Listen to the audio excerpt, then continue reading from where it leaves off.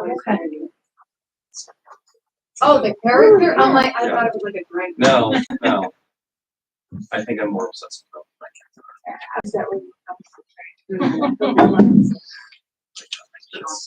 Do you still have them? somewhere in the app, you see. Thomas, it's much Sure. discourse. All right, can you stand for the pledge, please? I pledge allegiance to the flag of the United States of America and to the republic for which it stands, one nation, under God, indivisible, with liberty and justice for all. So, I guess we have one item on the agenda, so we can motion to put that on the table. Ryan, Dina, any discussion? Everybody read through? Yeah. Thank you all for being able. I know we had a workshop scheduled to talk about budget, but we had an opportunity. This came in yesterday afternoon, and this is the bid awards for phase one. And I believe at the last meeting I may have mentioned that we received our bids in. Our construction manager went through a bid process where they interview all candidates, just make sure that they are able to accomplish what they did. And I just want to go through that really quickly. So this is just phase one. This is only the first phase of the project. So we received our bids on April 1st, 2025 for the above referenced project, which is Wicked Bus Garage, Wicked Elementary School, and Secondary School. And the scope of the work for this phase of the project is renovations to the toilet rooms, abatement of hazardous materials, replacement of designated flooring, ceiling, lighting, boiler systems. Boiler is the big one on this back piece. The elementary school abatement of hazardous materials, replacement of the boiler system, backup generator, and other designated improvements. Bus garage consists of flooring enhancements, select metal siding replacement, new exterior lighting, and replacement of exterior doors, man doors, etc. And we have the base bids there. And we went through them as I mentioned before. So the general contractor is being awarded to Midstate Industries Ltd. The mechanical construction is being awarded to R&B. The electrical construction is being awarded to East Empire Electric on Music Street. The plumbing is being awarded to Mazzone Plumbing and Heating. And the roofing construction is being awarded to Midstate Industries. And that's a total contract amount of $1,306,811. Of that roofing contract, and the total is $4,736,842.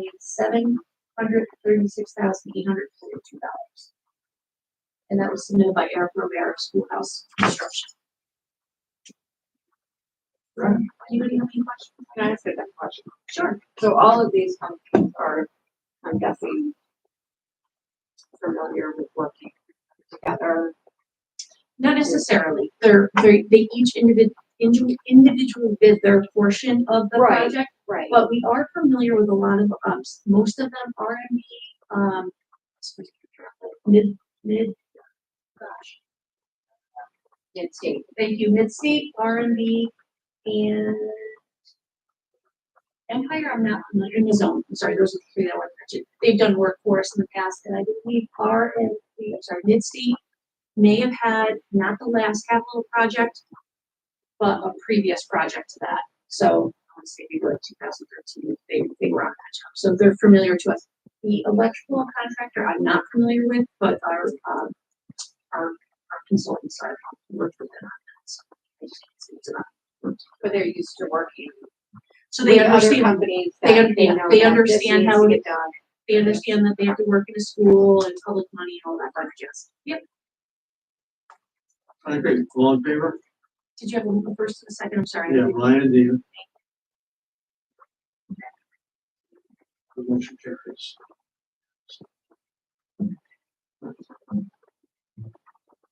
Just a motion to adjourn. All right. We will talk about the budget. That's gonna be you do, it's a separate one. Okay, so I guess motion to adjourn this. Tammy and Ryan, all in favor? Motion carries. And we're going to go to the audit finance subcommittee budget workshop. Yep. And we don't need to. I know, this is just a workshop, you're not voting on anything, you're not doing any of that stuff. Like, you want the camera on? Yeah. Okay, so as we've been previously talking, we're at a critical point in this project where we really, the board, really needs to come to some decision making about tax cap and tax levy. Meaning, do you want to go up to the tax cap or do you want to go over the tax cap? And then if not, what that means is a trickle down effect. And what I will end up doing is once you make some decisions about that, I'll operationalize it. Meaning, if you decide that we're only going to go to the tax cap, then that'll get us to a gap, and then we'll have to figure out how then to trim down or what that will look like so that we can stay within that. Again, not my place necessarily to speak about other schools per se, but I think we just can look at the news and see that we're not alone in some of our struggles, and some of our neighboring districts, some are going to go over the tax cap. Almost everybody, I don't know anybody going under the tax cap, let's just put it that way. They're going to go up to the tax cap, and some are going to be going over. And we have pretty much always gone to the tax Sin- cap, We we put under. Yeah, but not by a lot. not by a We ton, have, not by a ton. Sometimes, like, for example, we might have a tax cap of like 2.2, and we've gone at 2.0 or something like that. Yep. But we haven't gone over. And quite frankly, I don't think, in my, We ever go. not, I don't not in wanna my say time ever, here. not in the don't- history of the tax Not in, cap, yeah, so, Right. not in the history of the tax cap, have we, but I don't know that we've been in this particular predicament well, before. previous to you and I, Mhm. when Lou was here, they just cut, I mean, they cut all kinds of things. And all kinds of people. But I don't know what kind of shape, I think that's recession. With that. So I think there was, some emails about a lot of, it seems the sentiment is that we don't want. I kind of disagree. I do Frank, can Um, you just- And I think, when we talk about not kicking the can down the road, I think to take the money out of the bank now and pay for everything and remain at the cap would be kicking the can down the road, because if we can go over the cap successfully, that adds to our base next year for next year's cap. If we stay at the cap, we'll minus that money as we start the year. And I don't pretend to understand exactly how the cap works out, including the guy that talked about it. But I just think, I think the community would support us because we're not cutting the program. I know, again, there was some chatter about cutting more out of the budget. And, I think to get to that 300, you're cutting people. You're absolutely cutting people, cut people, you cut program. And that's why I would be in favor of the million in fund balance. And I think it makes the cap, it makes the levy just under 6 as opposed to 3.5. So it's about 2.5. And if we look at cuts, I don't think we can go back to the administration and say, I'll take, I don't know, the club budget.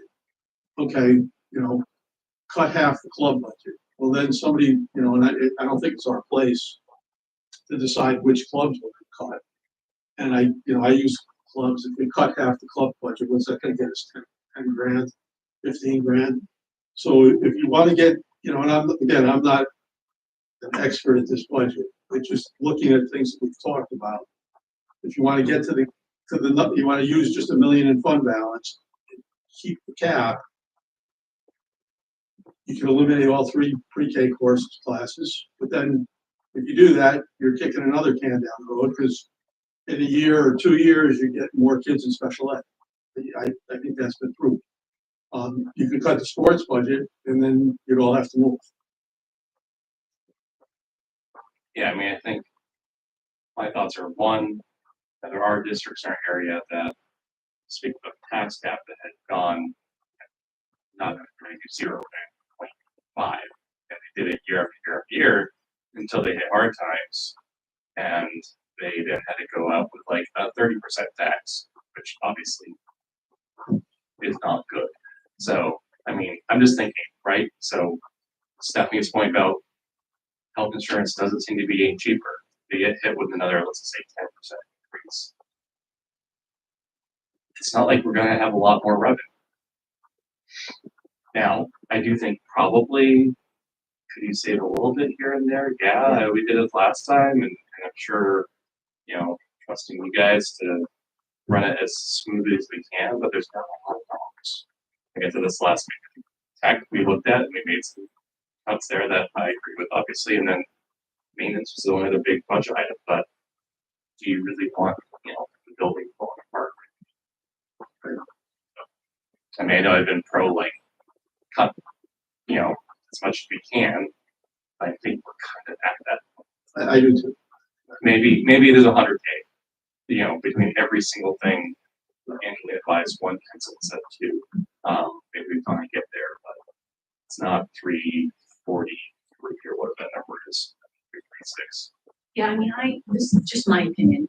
Obviously, the things that are in our budget, I treasure. I think they're important. They wouldn't be there if there weren't things. And obviously, we had an opportunity through COVID to add some things, which have certainly become part of our culture, which are great. So, for example, we were able to add a school counselor to the elementary school with COVID funds. We've now absorbed that back in the general fund or general budget, but the needs are also different.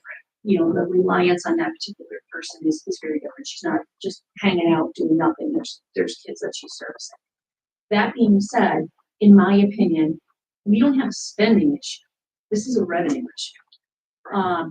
That's just my take, because I would challenge anyone to go through our budget and with a fine-tooth comb and find anything really. And even something with the computers, which we talked about last week, that still does have consequence. Is it dire? No, it's not a dire consequence, but it is a consequence. Likewise, I'm very nervous about really gutting the operations and maintenance program, because we worked really hard to put some preventative maintenance programs in, have contractors come and just make sure with the air filters and things like that. So make sure that the machines are optimal. One of the things you're probably seeing is that budget line goes sky high, and most of the reasons everything's computerized now.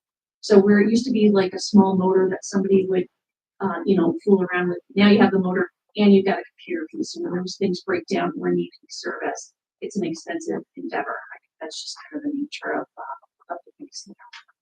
But we have, just for the people listening and the people in our audience, we really have tried to trim things, even beloved things. We had conversations about athletics. We had conversations about things like kickball. We had conversations about modified clubs, as Jack referenced. Conversation about UPK.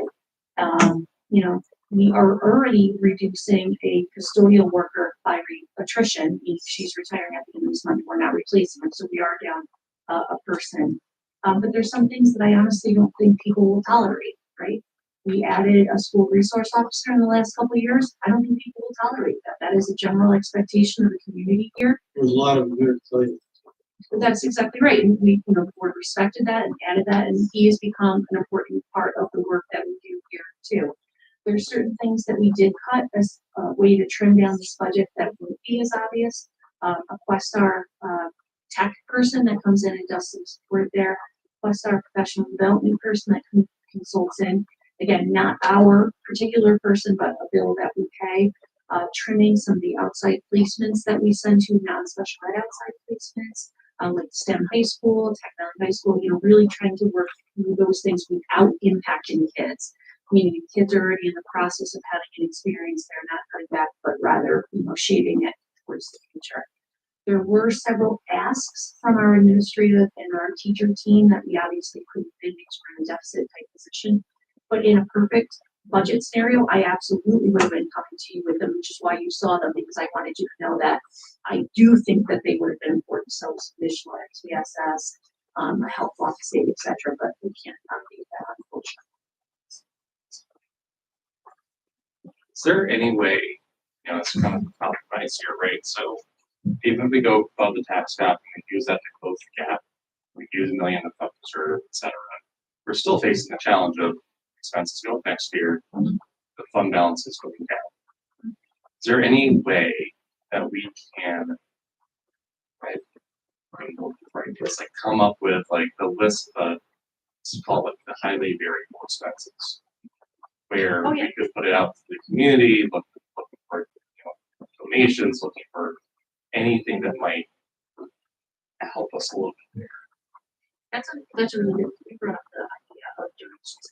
I think one of our biggest, it's not, I don't think, I know for a fact, health insurance, not even a close call, your labors can be predictable because you're in a multi-year contract, so you're gonna be able to, for the most part, predict it. But we do have a trend where you're seeing younger people, or actually experienced people, leaving districts and coming to another district because they're able to move from the step that they're currently on, go to a new district and potentially go up a higher step, especially in a high need certification area, science, special education. They can name their price. And where before you get breakage potentially in a new position, you're certainly not getting that breakage now. In some cases, a highly qualified good person, it's actually possible. Again, that's labor, we're in a labor business, that makes sense. So health insurance, the problem with health insurance, it is so volatile and so it's predictably unpredictable, I guess is the way I just say, like, it's not, is it gonna be bad? How bad is it gonna be? But one of the other ones, again, I hate to say this, I said it at PTA last night too, our special education costs are really just incredibly high. But those kids deserve and they should be where they are. So that's not an indictment on it. It is just a high level of volatility with that.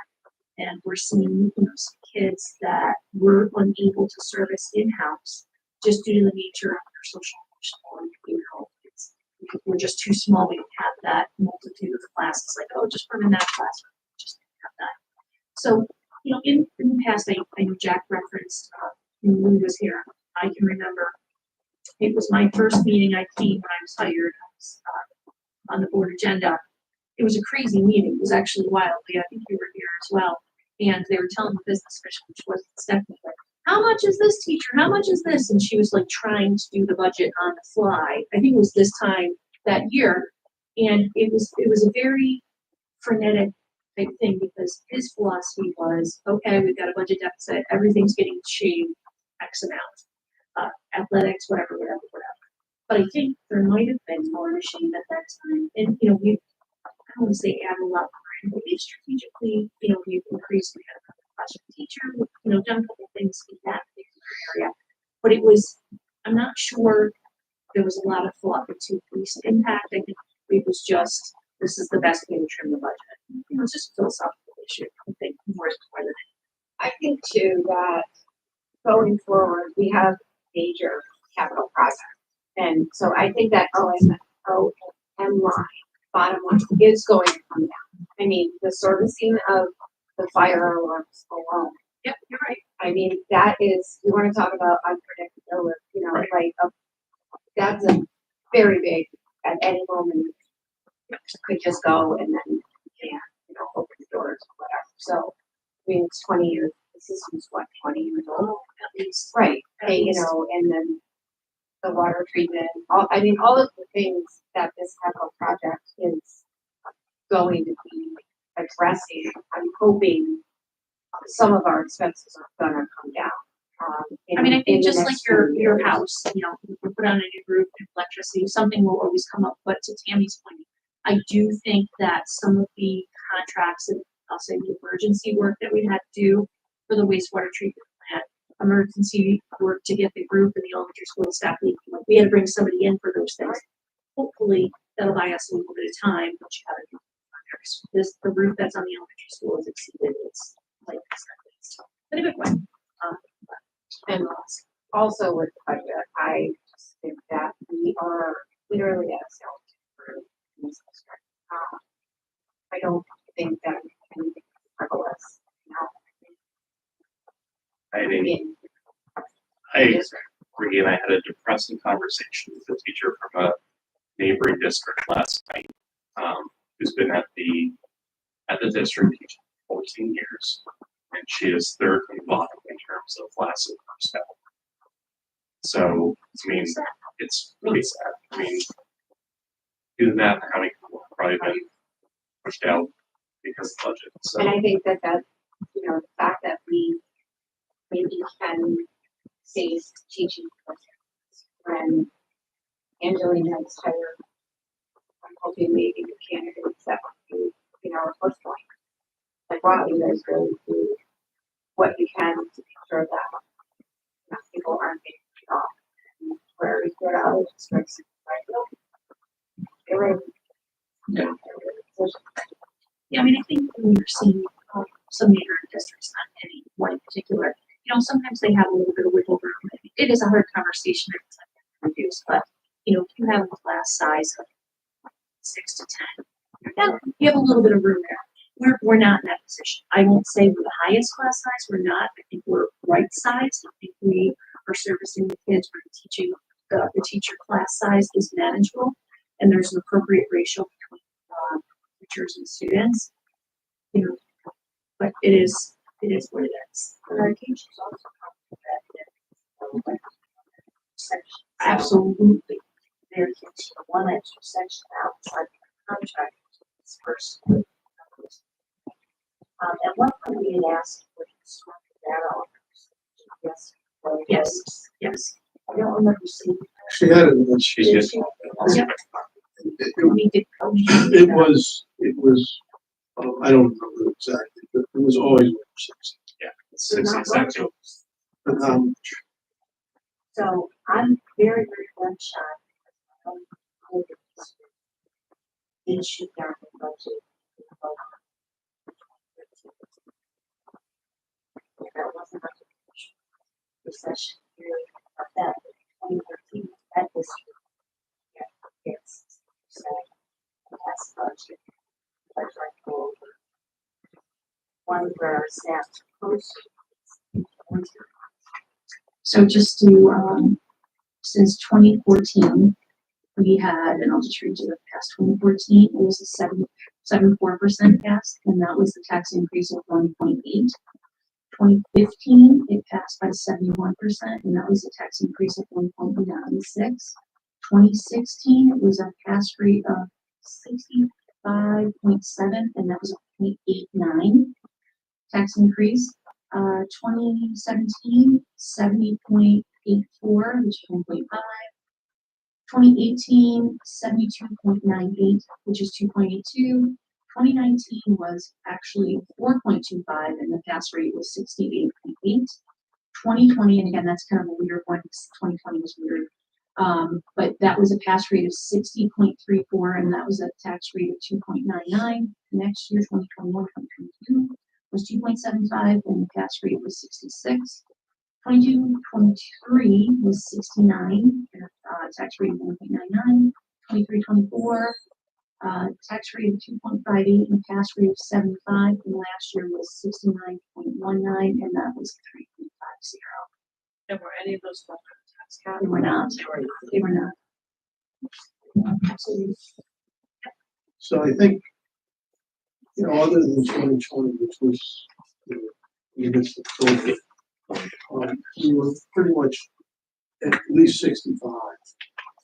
And, you know, a worst case scenario to me would be we try and get the extra and we lose. We just go back at the cap and we end up spending $1.3 million. Because we do get, we have to have a second vote. yes, what is the vote? 660. 60. But I think we have to be super clear in our communication that there's not, I mean, reserves are gonna run out in a matter of a couple of years if we don't do something. And if people want some cuts, board have, listen, I think we can still save a little bit here and there, but if they want to see significant cuts, it's programs. And again, I think we keep on saying we don't want that. I mean, I think it's just appropriate to let you guys know, I said this is an unenviable part. I hate this part of the job. You know, I really love the fact that we have to get them done to find appropriate education for our kids. It bothers me terribly, but here we are. But our neighboring districts are in the same boat, and I only share that because I don't want you to think you're off on an anomaly, off on a, I'm just looking at the list. I think I shared before that was, confidentially shared with superintendents. People are looking at cutting from 12 to 1 or 2. So again, I'm not suggesting that. I'm just saying that this is just 12 position. Yeah. I think some of that, that everybody's in the same boat, is good news for next year.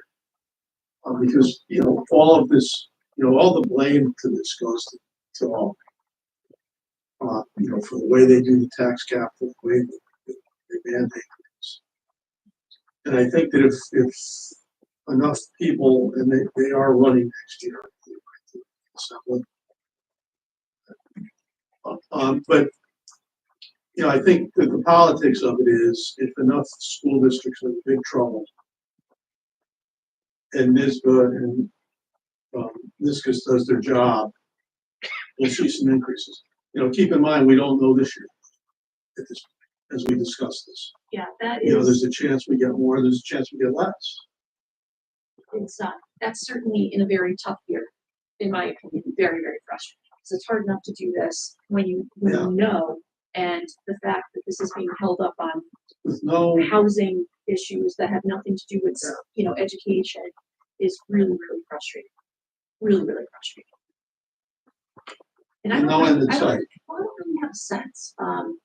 I'd like to think that there wouldn't be a decrease. I'd like to think that just given the fact that people are in trouble. And some districts are far worse than us, and so I try to take my blessings all the time. But again, I'm not the one who purse strings there, so you have to somewhat think of it conservatively, plan for the worst, for the best, for sure. so we'll just catch Val up. Tamarack one. You saw the emails. Yeah. And I started with my opinion being that if we don't raise the cap, go above the cap, we are literally kicking the can down the road to next year where we'll have less. Obviously, a lot of other people are concerned that if we go over, we lose. It's a huge concern, but at the end of the day, it's either go over the cap. So we have 3 choices. We go over the cap and use $1 million in fund balance. We use $1.3 million in fund balance, which again kicks the can down the road because that's more money you don't have for next year. Or we start cutting people. There's not enough fat in that budget to say we're not going to buy pencils. It would be a people cut, and that would be a hard decision for. You mentioned the counselors from COVID. They weren't something we budgeted for. They're not something that's in that tax calculation. But there's something that the administration feels. Well, and not only that, I would further add, I get the sense even from our parents that they don't want to do without that. I don't, in my opinion. So just a couple small things that I'll mention that have come about since COVID that were initially funded. You put the REACH position, love it. Super important. Super helpful to help with our graduation rate, in terms of really targeting those kids. That's one. We added an additional teacher to the elementary school to help with class sizes and to save jobs, because that was, if you remember, that was one of the COVID things that you could use to save positions, which we did. The counselor, which I mentioned before, several clubs, SEL activities, so those kind of things. Those were just some of the very small things that do add up over time. We added the huddle program. We added the START program. Again, that's a modest cost for that. We get tax on that. or we get aid back on that. Our school resource officer, we added that. We added UPK, again, not a huge amount, but like, just little pieces of part. We added 0.5 music. So, just these little things I think are the pieces that add up over time. That being said, I'm not saying that they're useless. I'm saying that they're important because we would have selected to put them in there, but we had the luck of being able to have the COVID funds that we do that time. Angela, and I'm not going to the outside, I know this, but, in our current budget, how much of that was as a result of the COVID funds that were sustaining those positions or programs? You continue your conversation. Let's get something. I have it right up. Okay. We also, if it wasn't COVID fund, but we do a full-time one. That is true.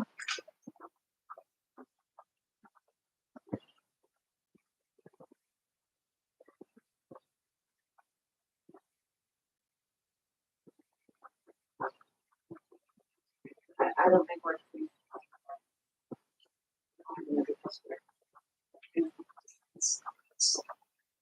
Not having the airframe being parked out, it's just bounce around all day. See nothing. Can we, if we go out tax cap increase, regardless of what we do, we look to create some kind of committee, board members, public folks, anyone, I don't know what the right word for it is, but like a revenue committee, like some group that's gonna be looking at all the grants are available, donations, like whatever we could possibly get. I do know that Questar has periodically over the years had a grant writer and grant service. It's back again. So I think that's something that maybe even I can have Questar and the presentation of the board. The question becomes, and this is just, is the cost worth what you're gonna get out of it? And I think if we can find somebody honestly to like really speak to our demographics, and hopefully, I'm happy to get that, because if somebody could do that, that'd be great. Don't think it bad with the I don't know the answer. I'm probably not, I probably think not they a do. Questar though. No, probably not. No, but Question. I've done a contract with a grant writer where they did not get paid unless they got the Oh, grant. they would take it up. Which does make sense. And again, when I'm looking at our demographic of our Questar region, Troy, Ansonburg, the higher poverty districts, they're the ones that get targeted for with the health grants, have like an on-site dentist and an on-site medical. Our poverty rate is just at that really funny level where we don't qualify for a lot of things. We're not rural enough. I think, but to your point, I think anything is worth exploring, and I will happily have that conversation. I think it's just good. We haven't really explored it a lot, and now's the time. So make sure Yep. people have a chance to get involved. Sure. 'Cause we might have to come to the next year because health insurance goes up by 30%. Say, where we were last year, we want to go with the tax cap again. So To answer your question, just a little quick calculation is below 400,000. And again, that's just, I'm sure I'm not even capturing everything. So that's the gap. I know. And again, So that COVID bit. and again, I don't think anybody would say, yeah, like let's get rid of that. Some things are easier than others certainly, but that's We knew that going in. That's definitely We did. I It was mean, we Yeah, talked you about are it. that. Okay, but adamant. Sorry, that word right now, but Adam. Yeah, yes, she was adamantly, she did a Be really great careful. job of just reminding us. And it's tough because anytime you put something in, it just becomes a fabric and a part of what people expect. And I'll be candid. And some of the things, it's like, oh my gosh, I can't even imagine that happening now. Our SRO would be a perfect example, even though just a couple years ago it did. But the world has changed a little bit. I think it's fair to say that.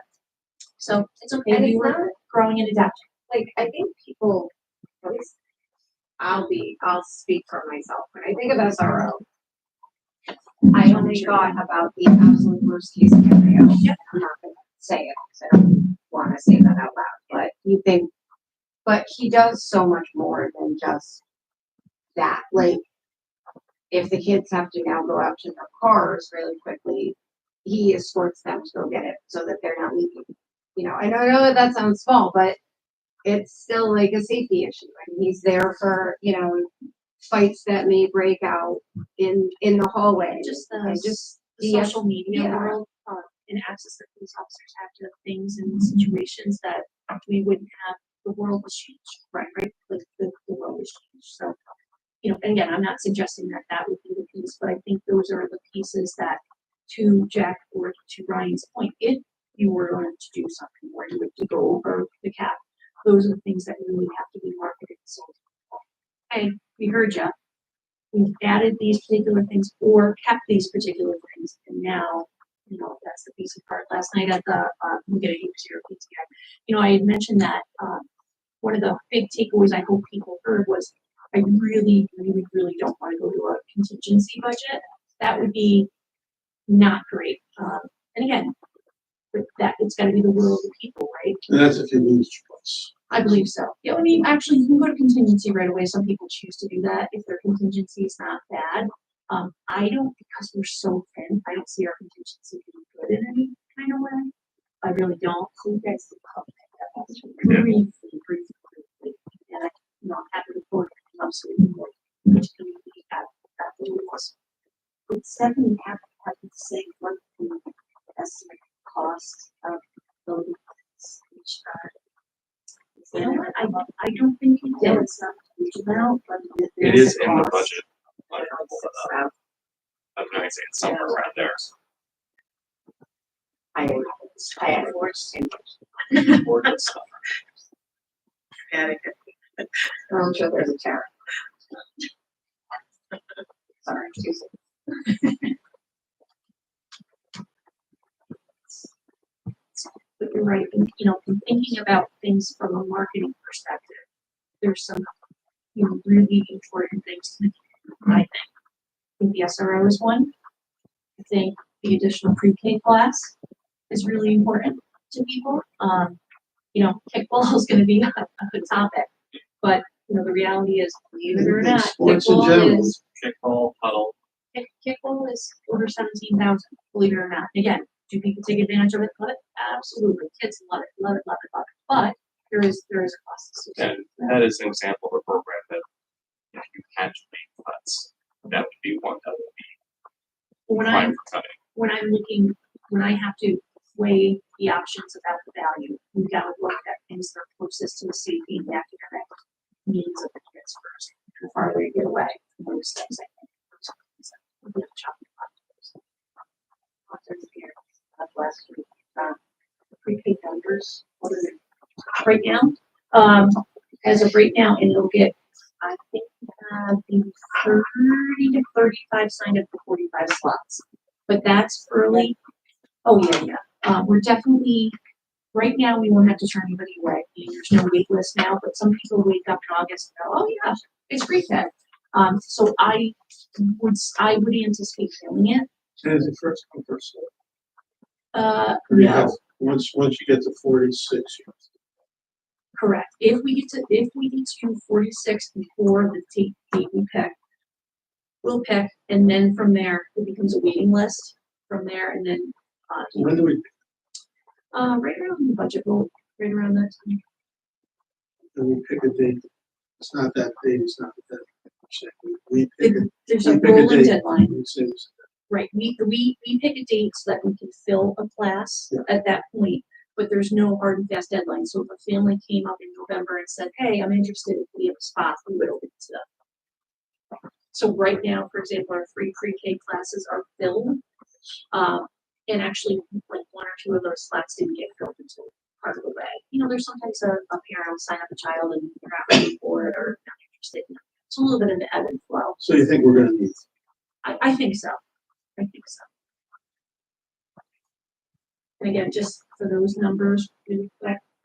3 UPK classrooms are $356,863, and the aid on them the following year is about $260,000. So there's a net of, a little over. Just to reinforce, when we say cutting,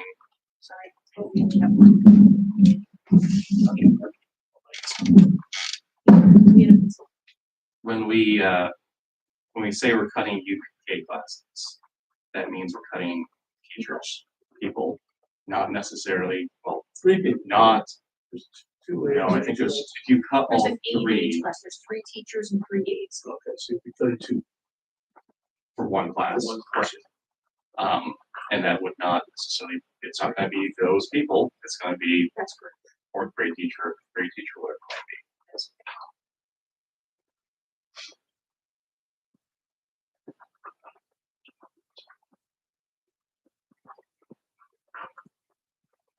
So when we talk about marketing, currently we send out the letters. Correct. And I'm sorry, you're from the PTA. So you would, I assume your organization would help us market. Sure. You know, my thought is that some of us maybe do a video. You know, I think that keep was it in really 30 seconds. You mean the one from last year? That what you're talking about? Well, I think, again, I'm picking your brain a little Yeah, bit, so I hope I'm going where you're going. Last year, the thinking about having the video was mostly related to the capital project, right? To demonstrate, like, there's a hole in the ground, roof needs a da. But I do think that's where people's attention are. You know, a lot of times even on the exit surveys, like, did you get the budget newsletter? No, I didn't. Did you get this? Oh yeah, I got that. You know, people just don't read. Like, that's not, I think media is where people are at. I think media is where younger families are at. And I do think even if that costs a tiny bit more to market it that way, I think that could be money well spent, in my opinion. I don't think it does. The kids take cell phone, make a video. Okay. And the PTA can put it on their site. Mhm. And They've been, I must say though, they've been a really great partner. Even just the activities of the night, we spent a lot of time talking about it. And half the time it's getting, families to get up and just get into the building, to do that. Because the no's are always gonna be the no's, right? There's a lot going on in the world. People are feeling a lot of different types of ways. That the no's are gonna be the no's. It's just I got soccer tonight. I'm sure somebody else will go do it. It's really engaging those people.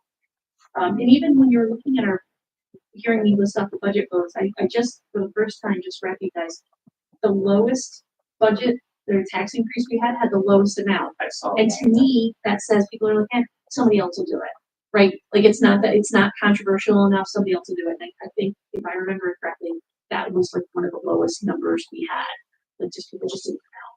And you can see the next year we rebounded, because I think we were like, okay, we really gotta get people out, so. So voting for salaries for 1250. Median vote contractual expenses are 250. OC's voter registration, which I assume is That's the, like the the same. list we get. Yeah, Yeah. that's a 10K expense, and vote materials and supplies is on 750. So 10K. for the OC's voter registration. And that. Yeah. I think things are, and what I don't know, and I can get this information and I can have this out to everyone. I can find out what, is that a repeat cost, which I don't know the answer to that right off the top of my head, but it isn't astounding. I've seen that on the budget a million times. It's like, really, it's that much money? But it's just a function of what you gotta do. you know, That is correct. Correct. This is Yes, that's referring to it as registration, so I don't know if there's other things bundled into that somehow. honestly, I'm not sure. I would why don't we suppose? Well, anything we do try to run it through BOCES because there's aid back on it. So Well, you're isn't gonna, that something to count? I don't honestly know. Because I really have to dig at what that actually is. But I what is it called? Registration line? Yeah, OC's voter registration. Yep. 10K. I mean, that seems like something the Board of Elections should be involved in. I'm sure it's something more than that, but I would be able to speculate on what that is. Communities are things for finance audit, but kind of going through and asking those questions, like someone else that can do this, someone else can do that. I don't think we do it right now because Right. it's not going to save $340,000, but it might help us in future years.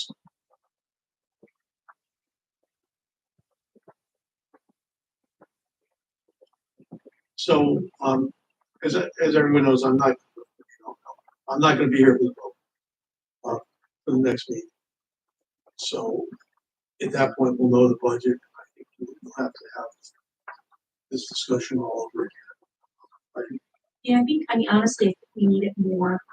We really gotta start getting materials and things. I'm hoping, and again, I know this is a really uncomfortable, hard conversation, but I'm hoping minimally we can get to, like, are you going over the tax cap or not? Tonight, I'm hoping so. Okay. How much over the tax cap are you, well, are we comfortable with? well, to use the million fund balance to close the gap, it's three. 150 it's for 1%, so. Yeah, so it's 2.5 points. It's, Over the yeah, I believe when Stephanie printed or sent it, it was 5.7 something. So it didn't quite get us to a 6% increase. Okay. But it brought us 2.5, approximately 2.5 Is that over what the gap. is that what we're comfortable kind of like, That, I don't know, that's, that, grade, I don't know what the right. well, I guess what we have to do is advise here what we anticipate voting on this week or in 2 weeks. Just for sake of, I know we asked folks ahead of time what they want to say, so let's pull this up. I've got it. All right. So Danielle said in favor of the 1.3 in fund balance and 3.55 tax increase. So she was going with that second option. She wasn't in favor of going over the tax cap, obviously not in favor of losing jobs. I'm not saying anyone out there feels that way either. So, you know, we look at sharpening pencil more, every dollar counts.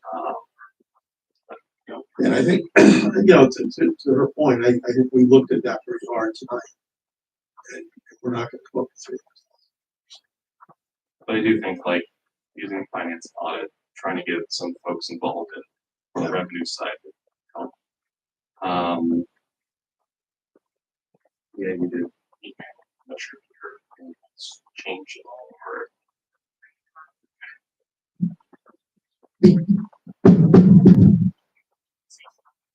No, I've just a gunshot. That's jazz. At this time.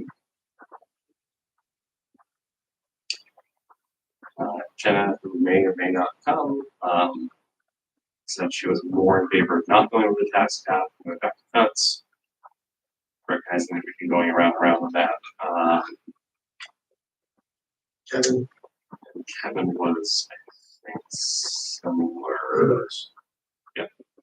So the folks who weren't here, they were not comfortable with the cap. I don't think any of us would describe as being comfortable going over. No. But I agree with your point. I don't know. Let's just say we don't. Let's just say we go with 1.3, keep it 3.55. What do we have for next District fund vote. Or we could be the district following year. year? Right, because Jim, We have nothing to. Fund balance, right now. We don't have any funds left to fund. fund balance left. You're absolutely right. you almost sound exactly like Stephanie right now. Yeah, I mean, I have to be honest, the last meeting, I was not in favor of going over the tax cap at all. I left here, you know, not wanting to. And, you know, thinking like, there's gotta be more money that we have, there's gotta be something. It's tight for everyone. I understand the needs of everyone in our district. You know, everything is expensive. But sitting down tonight and talking about it the way that we just did, I am more in favor of going over the tax budget or the tax cap. I think that we had, as a board, we can prove historically we've been very financially, fiscally responsible. We have been to the point of being very aware of what our district's needs are. And we are now at a kind of do or die situation where I think that have to put it out there, and I understand that you're not I am too. That word contingency budget gives me heartburn from the get-go. But I think that if we don't at least try for it, I think that that's also maybe fiscally irresponsible of us as well. I Because, do too. we have to say to the voters, here is all the great stuff that our district does. And it's bare minimum of the great stuff, but the great stuff that we have, the great stuff that makes us Tamarack. If you want to keep that, here's what we need from you. And I get it. At the end of the day, you either have it or you don't. But, I think that when it comes down, and it's sad that we're literally debating whether or not like someone's going to go to Starbucks 6 or 3 times a week, for our kids' education. And, that's just an example. I'm not saying anything, whatever people need to do, they need to. But, it's literally our kids' education. It's their future. And, Angelina says it all the time. Our kids deserve the best. And that's my opinion on where I was and where I am. I would say, no matter where you land, we're gonna do the best we can with this, but I would continue to say, and Jackie's been saying this for many, many years, people really, really need to start having the voices heard at a bigger level from the stable. Because a suburban district, kids that go there should not have different opportunities than kids that live on Tamarack Road. It's just unacceptable. And, as I was pulling up a document here just to show you, again, we continue to have, by far and away, a small amount a small cost per pupil. So that tells me that we are incredibly lean. That cost per pupil, as compared to all the others, we're already lean. That's why these the things to try to pick, they're not really there because we're already lean. We've already done the picking and the calling to be able to keep it going. And to your point, the revenue pieces are absolutely important. But I think using rural schools to say, hey folks, we shouldn't have to move so that our kids have access to the program. And again, for the people that are on the line, our cost per pupil in a comparative, we're second to last in a comparative study. And I would only say we're not last or the lowest because of some of the changes in special education budgeting that have really gone up a lot recently. What is that? Who's in that chart? In the chart that I'm looking at, these are comparative districts: Chatham, Hudson City, Tonic Hills, Catskill, Greenville, Cairo Durham, Saki Athens, Deerfoot, Music Falls, us, and Rensselaer City. And Rensselaer City, which is a little bit lower than us, they don't have to transport kids the way we do because they're a city school district. They don't have to transport to privates. So you're talking about each private run is 100 and something thousand. It's part of what a city school district. It's their charter school district, so they don't have that obligation. So again, I only share that because I do want people to understand that this isn't a spending issue. It's not a spending issue. This is a revenue issue, in my opinion. And I think I can back it up.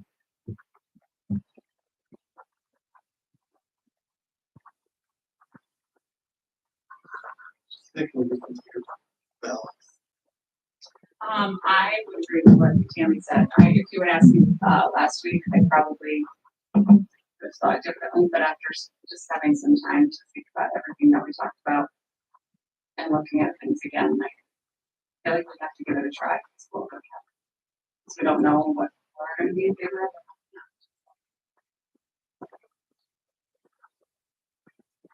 So I agree with most of what Tammy said. I do think that, obviously, the well-being of our students is key. So I agree with all of that. What I don't agree with is I don't think right now we are in a do or die. I think it's coming, and that's my concern. So I'm not in favor of raising the tax cap right now because I think we may need to do that in the future. And I think at this point, we should be looking a little bit closer at our budget. I know, I agree, we cannot cut. I know the numbers. This is not speaking to the way it is managed or the way, obviously, the district is managed in any way. But I'm very concerned because I don't think we're in dire straits right now. I do think it's coming down the road. And, you know, just my question about the COVID funds. Well, if there was a need for those COVID funds to be given to the district, and I know this is on a bigger level, and it's a very political issue. But so why is it changed now? Why is it any different? We needed those COVID funds then, and now we're left to try to make up the difference. And I know needs have changed, obviously. You know, the dynamics of the district have changed, and I agree with all of that. And I've looked at the budget over and over and over and I've said, if I were to cut, where would I cut? I don't know. You know, I mean, sometimes it's this, sometimes it's that. I guess and I hate to even say the word Chromebook because it gives me PTSD from the last I'm meeting. not saying it, so But I'm good. I'm just saying, in a situation where just because we always did things a certain way, I think we need to change the way we do things. And we've had to do it in our homes, we've had to do it in companies, we've had to do it in all of the aspects of our lives. We've had to learn differently and spend differently. And I just think at this point, it may be a good time for us to start making those changes. So that's where I am. I don't feel that we're in dire straits right now. I do think we could get there. And I don't know that raising the tax cap now and just spending what we need to spend is the most prudent thing to do because of what I foresee coming them. So that's my challenge, my internal challenge. I don't know where we can cut specifically, but I don't know if we can continue to sustain increases that continue. You know, I completely agree with you. But you can't continue to sustain. And that's why I think raising the cap this year is gonna help next year. Two ways. It's gonna keep that 300,000 back. And it's gonna build us a higher number next year. And I think, you know, nobody knows what the economy's gonna do.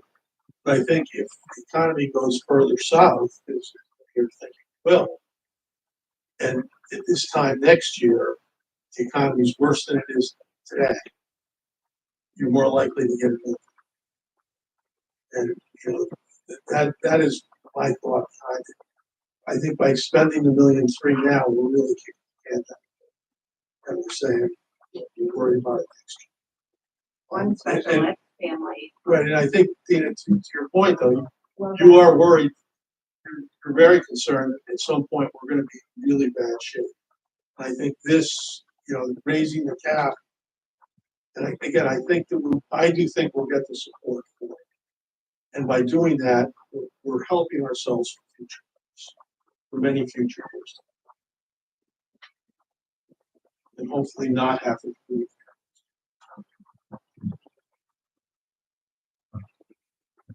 Glad you brought up Chromebooks.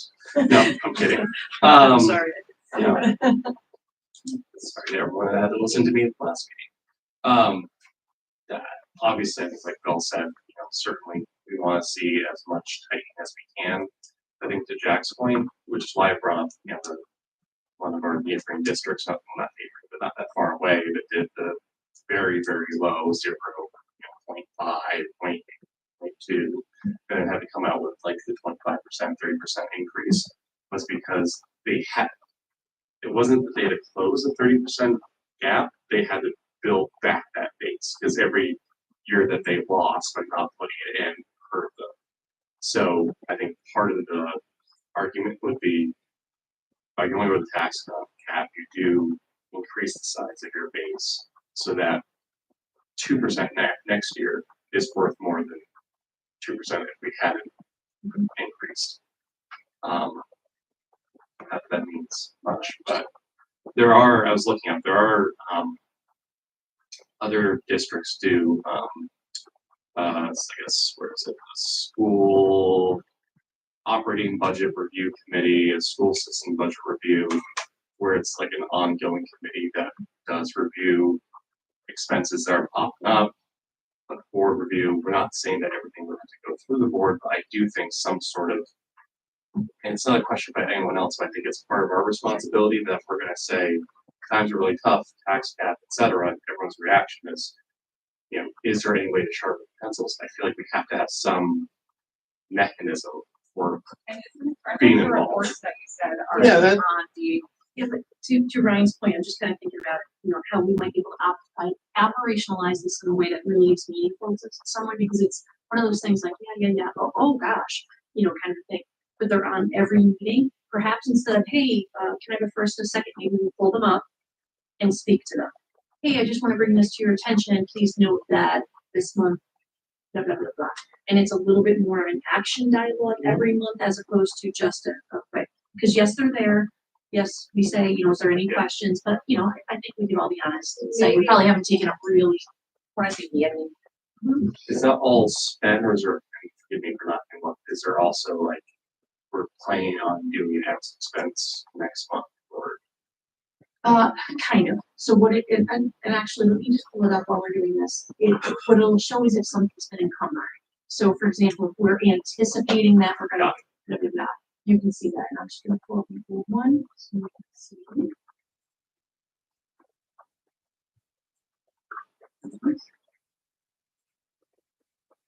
This is good conversation.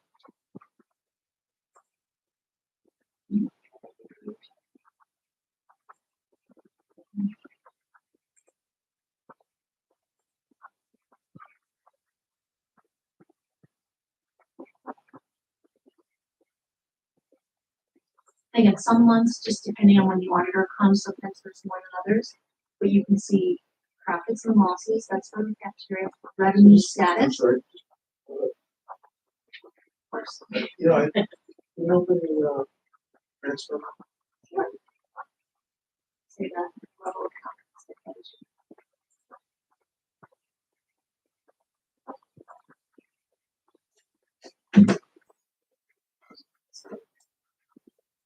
And again, these are generated right out of our system.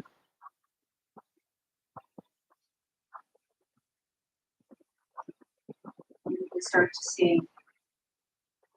So, yeah, so like awards.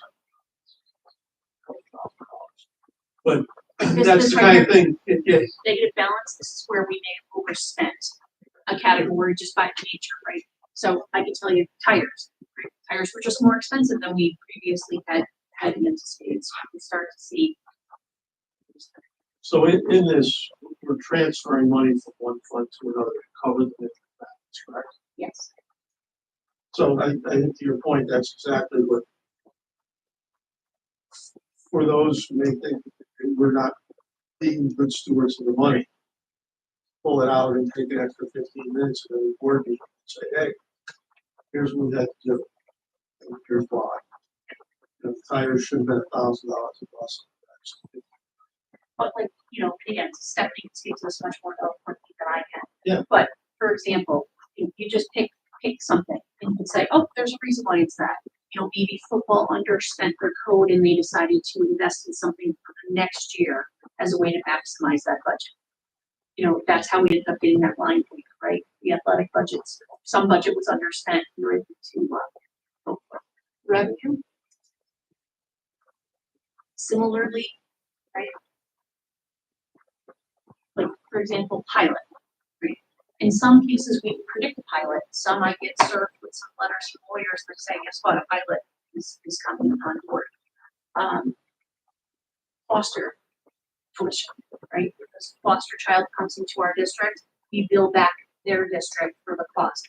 We don't always know when those things are gonna happen, or we don't always necessarily know what their needs are gonna be. You can start to see. And that's all. To get a donation, we did a donation. So it was great. That was for the kickball, right? That was to cover the cost that we weren't able to come up with kickball, and we were able to. But yeah, So, yeah, I think when I look at the, right, so so there's something up there about, tax relief. So, you know, again, that's something, that tax relief is something that we have no control over. That's something that they do in Albany to make themselves look good, and it costs us, I can't read that numbers, $1 million. Yeah. $1 million and change. So you wanna not have a gap, don't stop their nonsense. And again, happy to, I recognize that some of these things are very, like, familiar to me that they might not be familiar to you. Happy to go through that at any point, can tell you. Some years you're gonna see things like, I just saw it, it was, like insurance recovery, right? It's money that somebody hit our building, we spent out to fix, and then we got it. We're not necessarily always gonna have that line, but we won't hit our building. And they hit it twice in 1 year, but we hope that doesn't happen.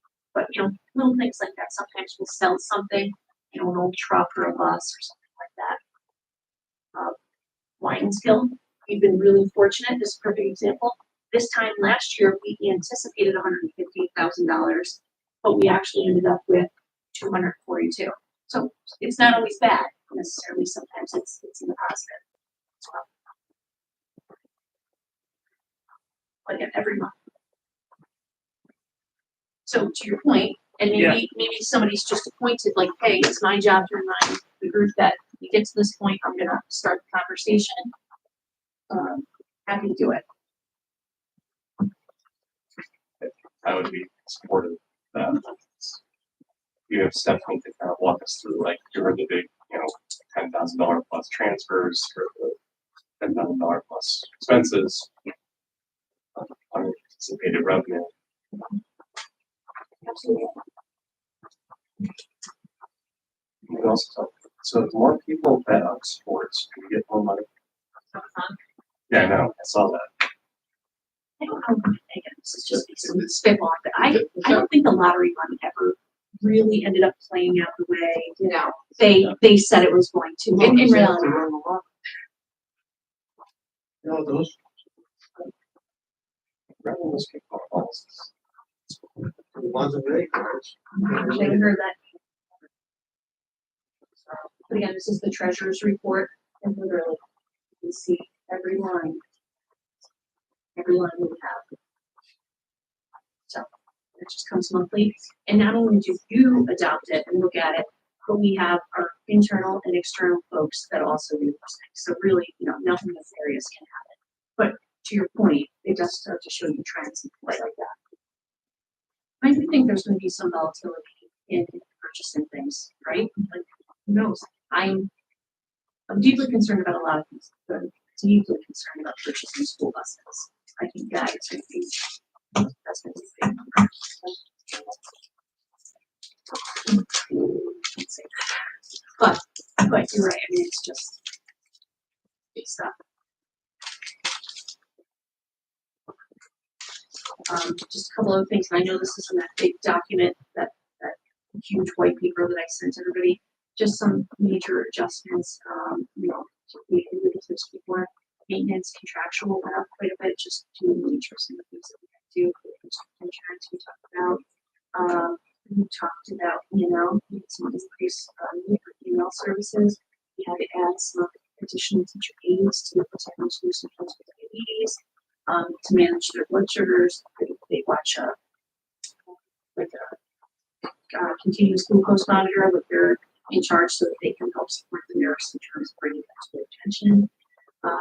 Technology, driver salaries, we had to add some bus aides, again, for those students without particular IEP need, that they need a bus aid on there.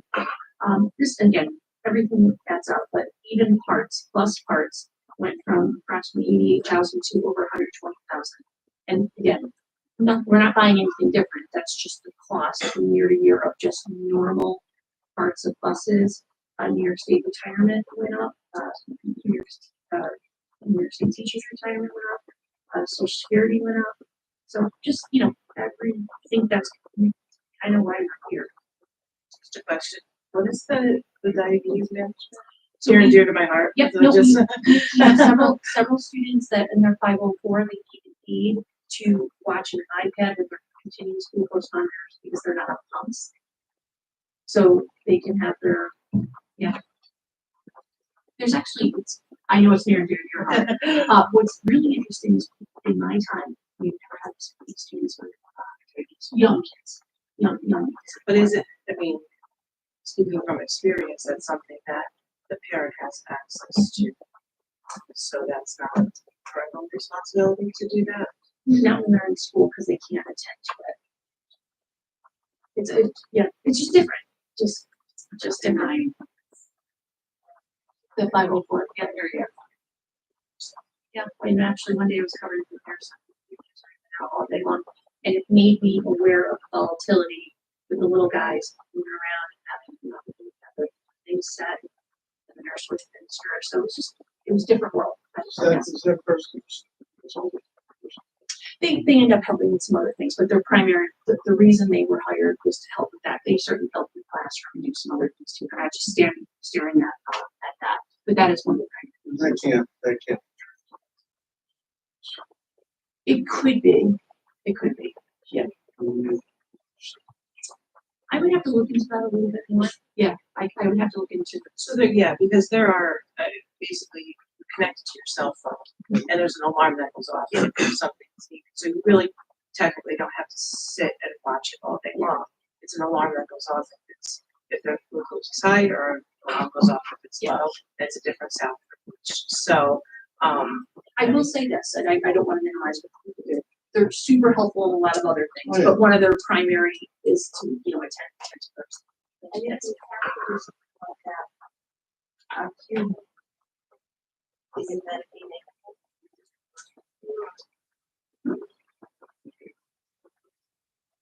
I'm honestly not sure. I would have to get back to you on that. I'm actually thinking to myself if we do what's called stacking, which it allows us to get a different level. Let me look into that. I'm honestly not sure.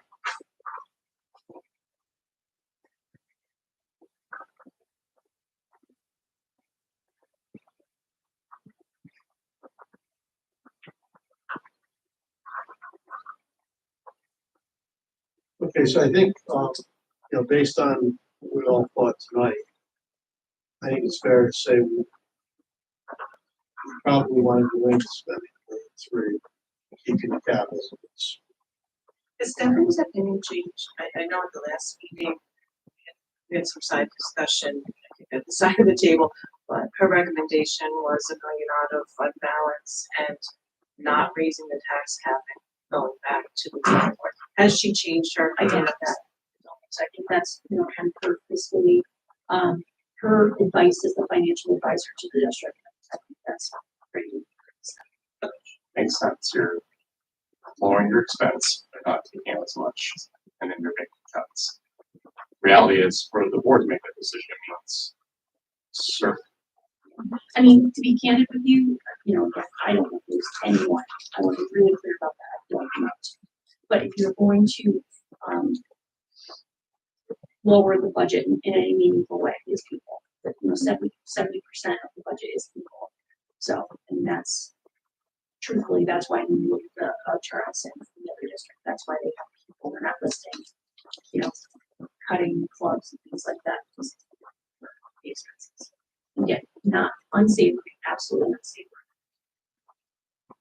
Jack, I was thinking that we were going to do 577 or whatever. Yes. Yeah, so spend the one, increase the tax cap, or you saying spend one. Well, I'm saying, based on the quick straw poll, we agree with the others that aren't present. We did not want to. Right, because it was Tammy, Val, Against. were four. And, we need 5 people. But, and I think, certainly, again, next week, when we're really in a crunch, and hopefully everyone else is here. And, maybe they have time to really think about it, have different discussion. But I think at this point, if Angela needs our advice on how we're going to proceed, I think we can probably all agree on we're going to spend $1 million to close the gap. That. I'd be interested in, and I don't know how much work this entails, so I'm not trying to create more than is necessary, but I would be interested, since Stephanie is the expert, what would the budget look like if we took her recommendation of $1 million out of fund balance and finding Well, I'll try and speak to that. I think what she would tell you is, that's up to you.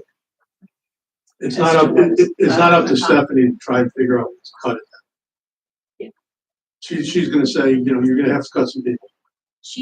What would end up happening, and again, rightfully so, she would say, we're gonna have to cut the, 20,000, whatever the amount was, and then I would have to work with our building administration and our managers to say, okay, this is what we're looking. So I guess you're on the spot. What, you know, right now, if you had to look at it, knowing what you got, what goes? I probably have to look at instructional positions to see what would be most impactful. Because we've already cut a custodian. So what would you cut? So That I would consider that as part of the instructional. Yeah. Look at that. And again, I would want some input from, obviously, Christine, probably both the things that they would want. You would just have to see what would be increased capital. I would probably look at some things we have added most recently. That makes the most good sense if I'm going to do that. And it's not necessarily people. It's the things that we added most recently. Such as we added additional music, we added additional classroom teacher at elementary school.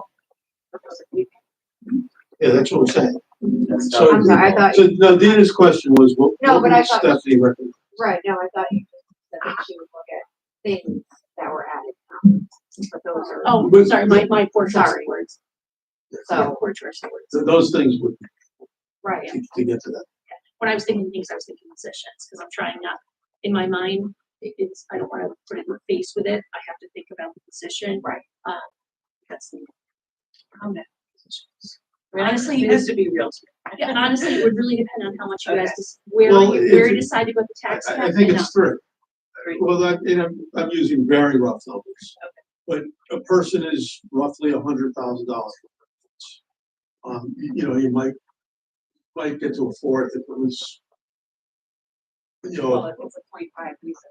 0.5, a you're part-time probably looking person at or a newly hired teaching assistants or a little teaching assistant's probably 60 with benefits and rough numbers. Yep. But it's 3 to 4 people. And the reason I'm hesitant is I don't want to give you that information, depending on what that person did would probably depend on their salary. So not all people are equal in terms of what they make salary wise, so just. And again, just to reiterate, if we were to go down that path, you would still be drawing out billing from fund reserve. Expenses would still go up next year. You still wouldn't have things to cut, well, if you. other than more people. Three. No, I'm saying if we went with like the cut now, even if you cut to close the $300,000 gap, it's not like you're cutting so that we don't have budget problems for the next 5 years. Right. You're gonna be the same position that we're in today, except we lost 4 people. And we probably had a negative impact on staff morale, student morale, In learning. and learning. So what are we doing?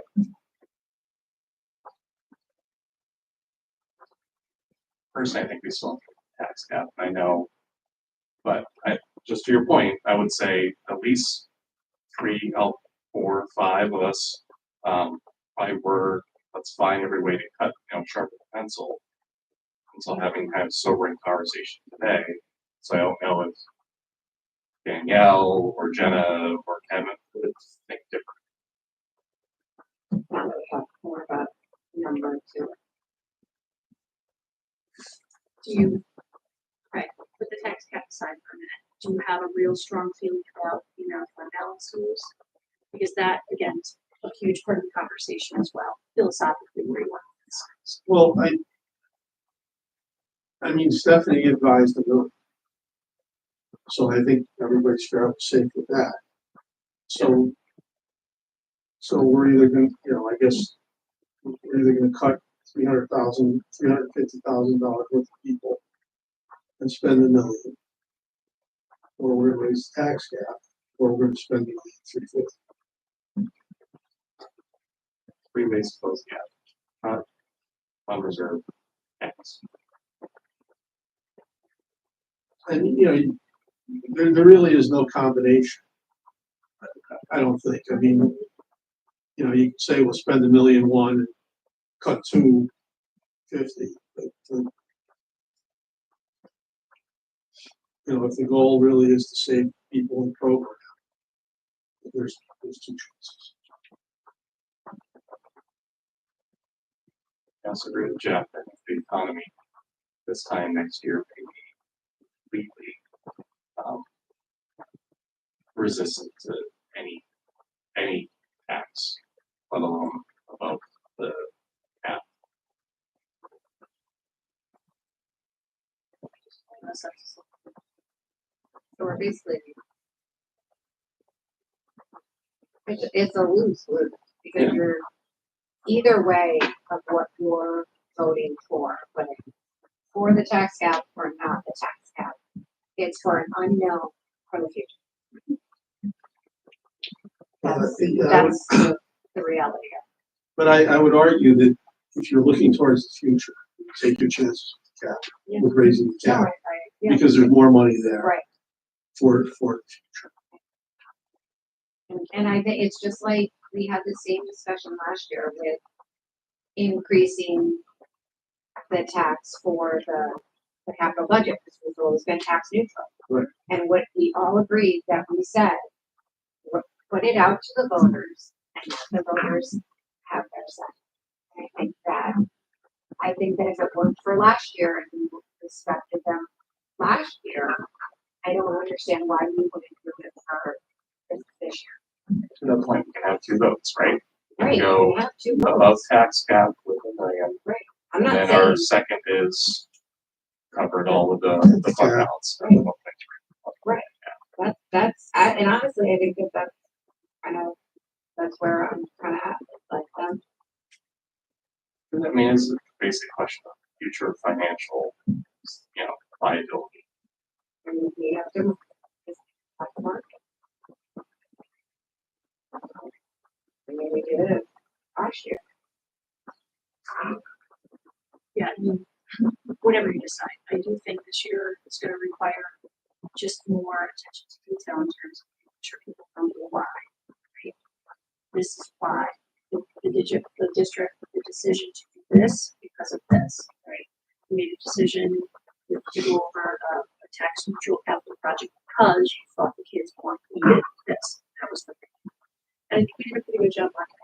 Whatever, It was all stuff, it was fire alarms, it was boilers, it wasn't any, frivolous. I think that our budget deserves the same function and the same, go for it mentality that we have the capital project for. And we asked extra and, a tax increase, it wasn't over the tax, but it was still, two big things and got 69%. So historically, we're right around 70 people supporting our school budget.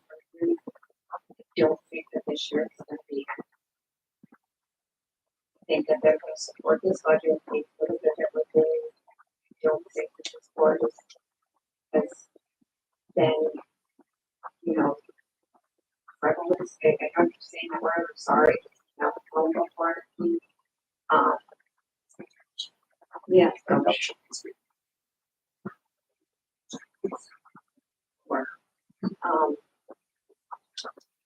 And we've been very focused and responsible with what we've done in the past.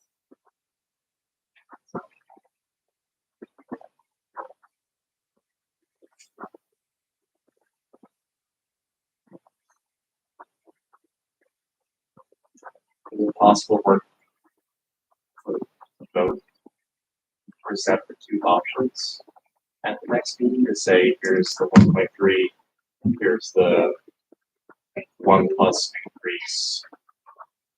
We have another conversation with everyone at the table.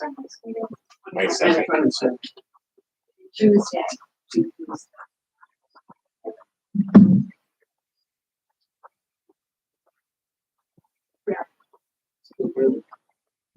That is true. Okay, can you use that to me? I'm sorry. You want, Both, like, on the agenda for us to at least have a discussion and then vote. So hopefully everyone else is here. And we can make a decision. But I think it's fair to say that no, I think it's fair to say that the majority do not want to cut it. I think based on what you read. So a worst case scenario is what we need to do first is that we're gonna keep the budget intact with the 1.3 gap. We're gonna fill that 1.3 gap in one way, gotcha, right? Yep. We're gonna fill that gap and then however she has to proceed from there. And then on the following Tuesday, the board will vote on whether or not to go for this. Okay. So I just want to make sure I'm getting everything, for everyone. I will check on just, the dieback, it's just, Yeah. we can get a little bit more clarity on that. Again, that's not a huge money driver, but it's good information either way. I will have the two scenarios for you. Hopefully, maybe we'll even have, some money, some numbers from the state. Next week is spring break, so I'm not super duper hopeful. So, I'm just not, I usually don't- people start to go back home to their districts, and Yeah. that's the way. yeah, they're not in any hurry. And I think it's held up on some, like, some transportation things, some fair housing stuff. I think it's mostly held up on discovery. Right. Criminal discovery, I knew it was some non-related stuff. nothing to And again, maybe we walk out, I would strongly encourage, everybody sitting at this table, I'm talking to myself and everybody that's listening online, to let your, people, Jay Gashby, Scott Van Nett, let them know that you're talking to people. It's all fun and games until people start hearing people are losing their jobs, and then that starts to make a difference. But now's that time to start making those phone calls in any way. And I know I published letters to people, but I do think the more they hear from people, the more important that is. And a little bit of extra money is people here, and that's a huge difference. So that's just my take. Beyond that, it's just numbers. When somebody calls up and say, my district's gonna lose X staff members, those are tax-paying community members that potentially lose a job, that's when it becomes meaningful to them to be able to action on. I think that number somewhere there is. Well, I mean, you know what the gap is, right? And you know the what the gap is. You know the approximate cost of a staff member, just kind of Yeah, generalizing so it. I guess to Ryan's point, if you can go back to that on the 27th and say, if the administration has to cut, here's the program we're going to cut. Here's how we would be able to close that gap. Yeah, because I think that would then also address all the comments of the saying. Yeah. We're not gonna be the ones that do it, Yeah. like, and maybe Yeah. I would suggest a scenario where it's also like, pencil sharpened one more time. We brought that number from 6 to 270, so you brought it down. I think just knowing that would give us a little bit more something. Again, perhaps making some noise with the assembly folks. They can't hurt for sure.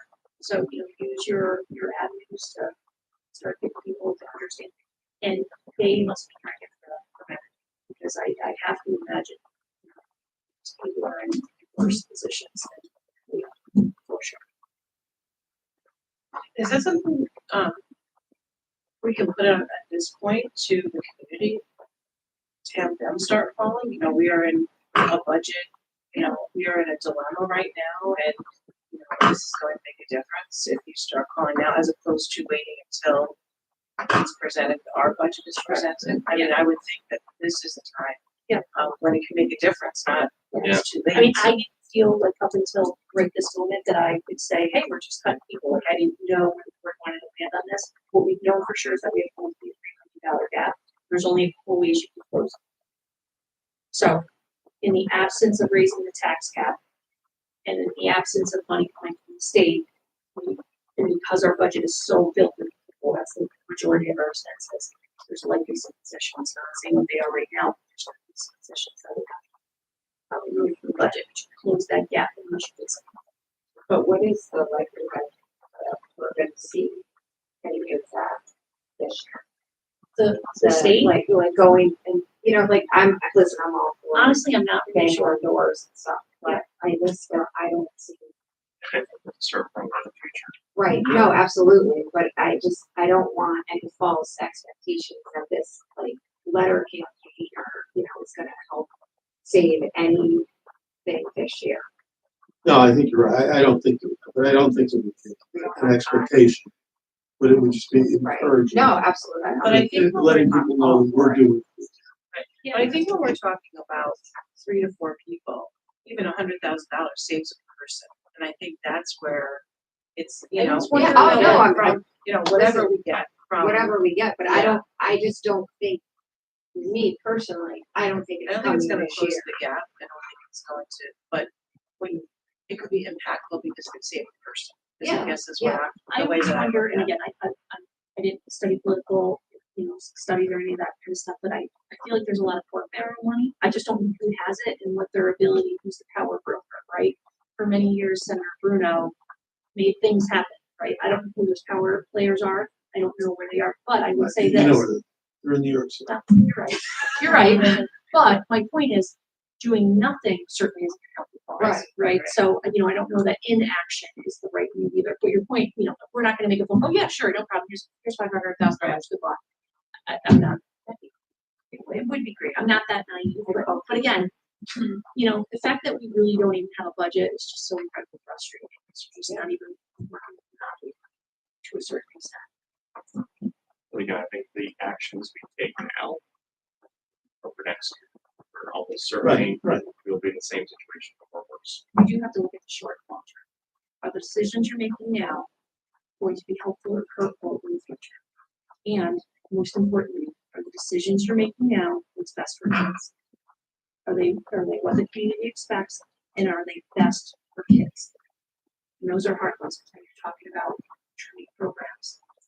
It's very rarely I feel convicted in saying that. So I don't feel great about saying that, but that's kind of my lens. We technically, I mean, we're sitting here and we're talking about that. We're not gonna ask the public to go to over the gap. Okay? But if we're cutting 4 people, keeping it, the budget could get voted down for that as well, just for the fact that they don't want 4 people cut. And I mean, we're sitting here kind of like, I think under the assumption that, if we don't go over the tax gap, the budget's gonna pass. We could go into a contingency regardless. And I think that needs to kind of be. Well, that's why, That's a really good point, Tammy. And again, it doesn't happen a lot. You may see it this year in various parts of the state. I'm not suggesting us necessarily, but I think some people are really bad in some districts. And because a contingent budget is kind of like just a foreign concept, even when I was saying it at PTA last night afterwards, I realized I don't even know what I'm talking about. But really educating people.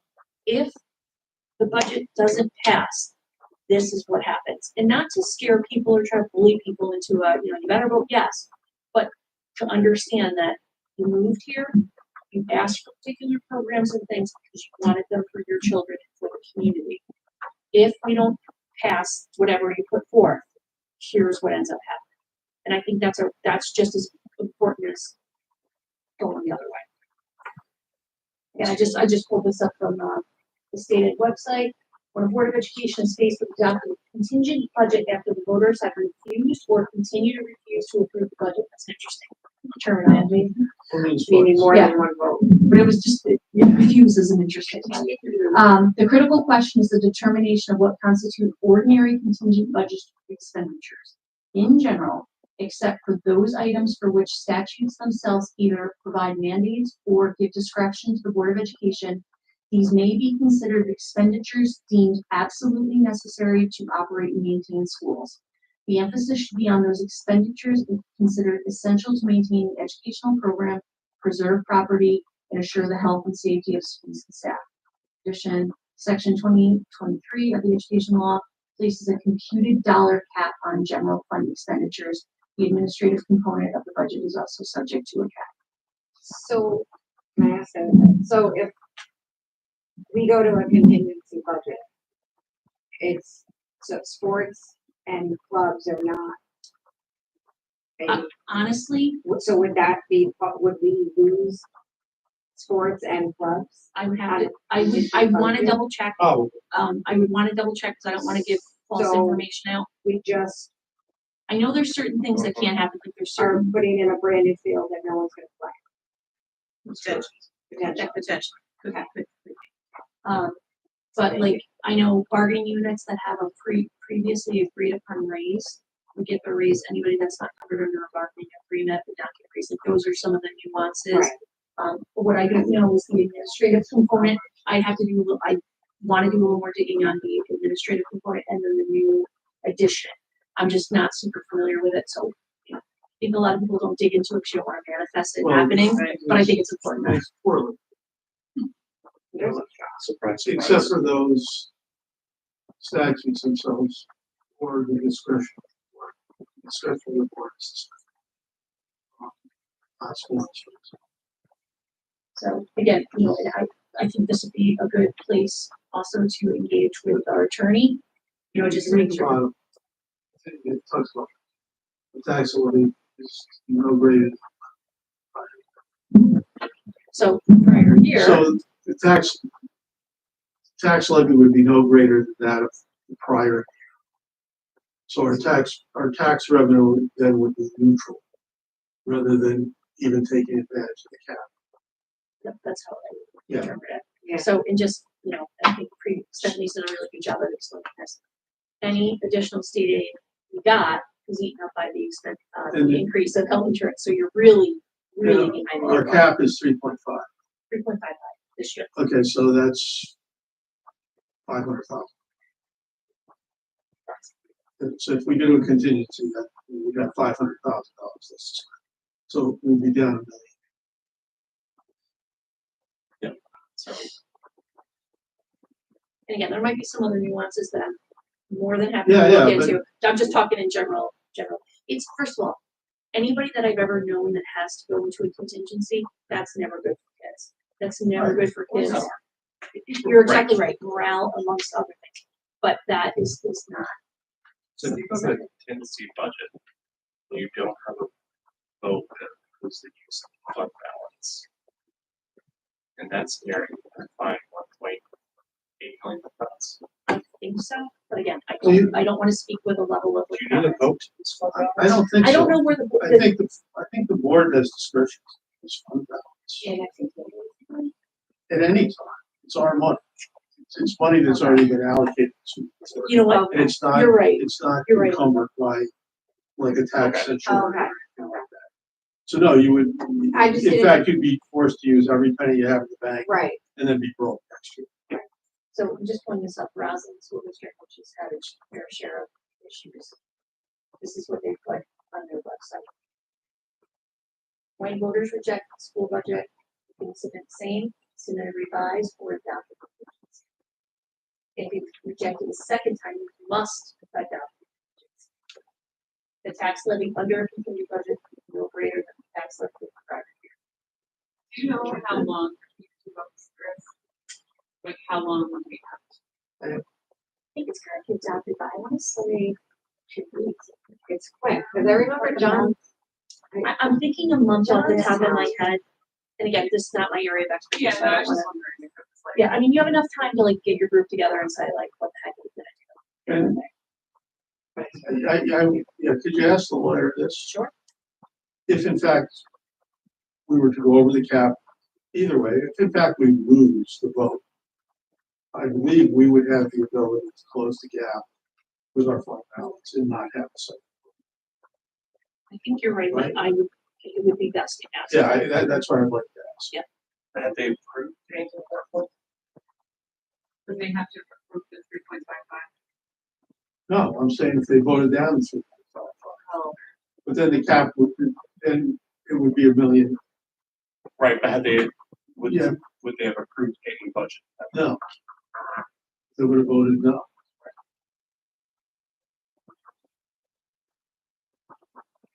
So while the school board has some latitude in determining what constitutes ordinary contingent expenses, again, that's where I'm unclear, so I don't want to tell you yes or no. Some expenditures are expressly prohibited. For example, equipment purchases that are not related to health and safety, and capital projects, even if these expenditures did not increase the tax levy beyond the prescribed level. It is commonly believed that extracurricular activities, including interscholastic athletics, may not be included in the budget, but that is not the case. However, because activities like after-school clubs and sports are not mandated under the law and fall outside of the regular instruction program, school districts find it necessary to reduce or eliminate such programs in order to meet that. So I think that's what Ryan was trying to do. So I think that's where you start to see like booster clubs come out of the woodwork to raise $1 bajillion. And just to give a little context about how big that is, our athletic program as it is right now is $500,000. One percent. Right? That's $30 Oh, no, million I'm sorry, I'm answering the wrong 30 question. I was it's thinking in $30 terms of million. tax, I was thinking in terms of tax levies. It's $30 million. So But again, so that's just,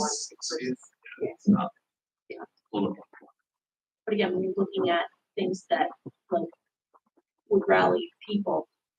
those are- So again, I hate the idea of doing rallying people behind a negative concept. But if that's what gets rear ends out of the seat, then well, I think They have to be educated as to what could happen if this is in place. This Well, is what. yeah, and I think rather than being negative about it, like my thought now goes to the play. And I'm thinking to have, and I'm sorry, I don't know the kid's name. You know, the kid that was really, Yeah. no, if you're thinking of kid that Ryan, jumped off okay. the car. oh, it's Tommy Kane. I'm thinking to have a video of Tommy, you know, maybe Jumping jumping off the off school.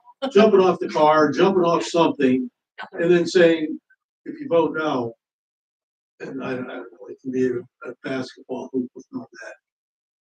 You know, but stuff like that, Or have let people the know. football stands full on a Friday night. If you vote no, it's empty. Can I just ask, Yeah. and I don't want to be on the spot, 'cause I know you don't represent John too. Where do you think parents live? I mean, like, what do you get the sense like from the pulse of the community? I mean, you work in Right. business, you know expensive how everything is. What are your thoughts? I would say that when it comes to our kids, we're just willing to do whatever. You know what I mean?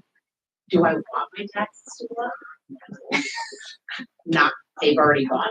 You know, my family and I are relatively to the community, and this is the first home increase.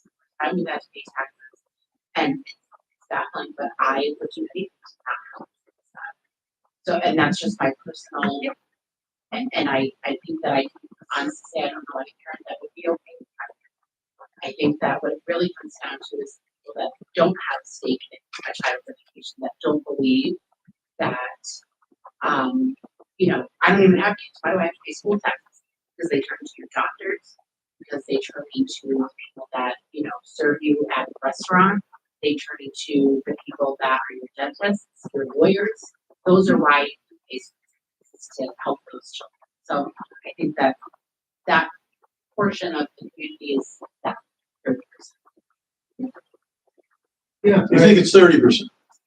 I mean, I don't want to say it's necessarily, but I think that you said over the years, the trend was about 60 to 70% of the people are voting yes.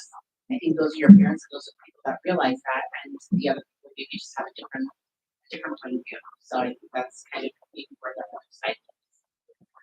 You know, for those who don't know, I'm John, I'm Jack's son. And I think I have a little bit of a unique perspective this year, especially because, you know, if you don't know, I'm running for school board for next year. So I've been going around to a couple of places with my position. You know, including, you know, I stopped at Dunkin's this morning, I had breakfast, talked to some of the farmers, some of the guys there. And in general, you know, some of these people were people that don't have kids in the district anymore, and they, you know, they seem to think we're doing a good job. You know, they say, "Why are you getting involved?" And, you know, and I shared with them, well, you know, I mean, you know, I've been thinking about it for a while. I've changed jobs, and now I have more time to be more involved. And really, what did it for me was sitting at the play and just seeing what a great job they did, and seeing what joy it brought my daughter, and seeing, you know, what joy this school brings my daughter. And you know, again, it was 5, 6 guys. I mean, you know, but it was 5, 6 guys that didn't that I can tell you didn't have kids in the district. And I shared that story with them, and they seemed invested. So I think the community at large would buy into it. I sincerely, that's my take on it. That they would not want to see programs. Yeah, I mean, and again, this will be part of the next conversation. I appreciate you guys sharing that. You know, marketing a budget, I stand by what I said digitally, but I think boots on the ground though does make a difference too. And I think equipping people with like factoids, even to your point, a robust and healthy school community is a safe community. A safe community means good housing prices, right? Like, do you want you want your house, you know, the value of your home to stay stable.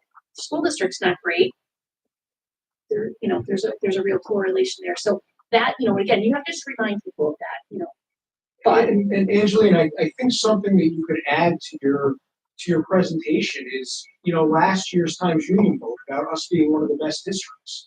I mean, like, that's really cool. It says a lot about what a great job we do. You know, I mean, we're right up there with one of the best places to raise a family. And right up there with much larger districts. Yeah. So were I think scrappy. to your point, Yeah. I think there is community support. I agree. You said it. They've been improving it. In fact, the lowest vote was The lowest happened to go with the Right. lowest increase, Right. so. Make that make sense. you know, the other thing, just kind of in talking out loud, again, I'm just, regardless of whether you stay at the cap or you go above the cap, either way, I'm thinking in terms of how poor a contingency budget would be for this community and just trying to avoid that at all costs. You know, perhaps we should engage with, maybe just ask the community, like, hey, is anybody marketing specialists? Like, you know, in their professional world, like, what advice do you have in terms of just strategies and things? Because I'm sure, you know, if I was a company, a for-profit company, trying to sell something, I'd have that information. We're educators, we just do, you know, but we have to be a little bit more strategic. We are kind of, you know, I mean, there's the obvious things, going to the fire department, so we have connections, you know, obviously PTSA, but you're right, you know, the conversations at Dunkin's with that group of people that are on social media, and then the social media campaign being sustained. I mean, if I took anything away from last year, is that people loved the kid video. That was, the people walked right into that budget vote and they were like, Angela, that was awesome. Again, I just asked them to do it, they came up with everything themselves. But I do think that was a window into our kids and all the things that this program supports. Jack, you said something important, which is you don't want to make it like this, like sad Do this story. around. Right. Right. And that kind of goes to your point. It's like the vote is about maintaining our culture, community, things that we all say we love and adore about this area. That's what's on. Yeah, it's not like we're gonna lose. I mean, I think the teacher thing is important, but I think it's the bigger picture of all the things that this means. If we get into a mode where it's, you know, a couple people every year, it's not going to be the world that we in. Well, I mean, again, I don't know where this is ultimately going. I kind of agree with Jack in a way that at some point schools, not ours, but schools in New York are going to become physically and or educationally solvent because you can't cut until there's no clear. I don't know, you know what I mean? I don't know where you would end up going. Something is going to have to happen. I don't know what that is, and we can't plan for that. But we are entering into a really weird space. in terms of costs, because our kids deserve free and appropriate public education. But what that means is very subjective. You know, it's clear to me what this community expects that the appropriate education is. I like your question. I want to hear from a legislator why someone could put something in their district. I think that's a legit thing to ask. Why does the, and I hate to keep picking on my neighbor with their car, but why do those kids, they are not having this conversation. This is not a conversation. It's absurd. It bothers me terrible. It really does.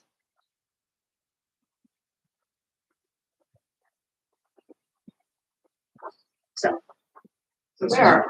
Did we, total side note, did we, video the flag Not allowed.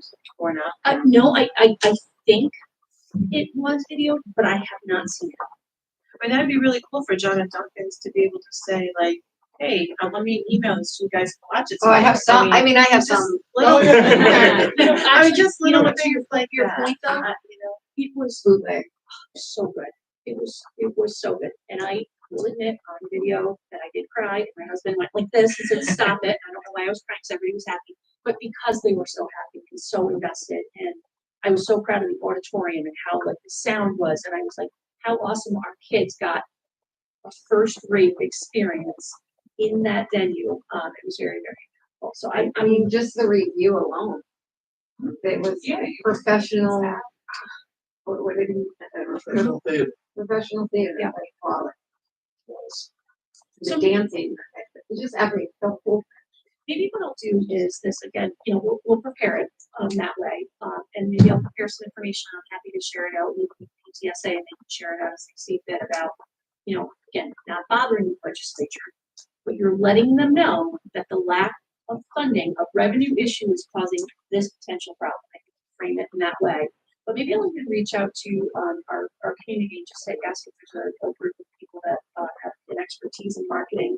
And even that's just another group of stakeholders to just kind of like bring into the mix. Like, you know, how do you market to a naysayer? How do you market to a reluctant person? How do you market to these people? Just, you know, if I get enough candidates, there's no harm. Teach course. I don't know if we have marketing, to be honest with you. I don't think about something like do like Kids can do Unless we those. say the budget's great, so let's make figure it out.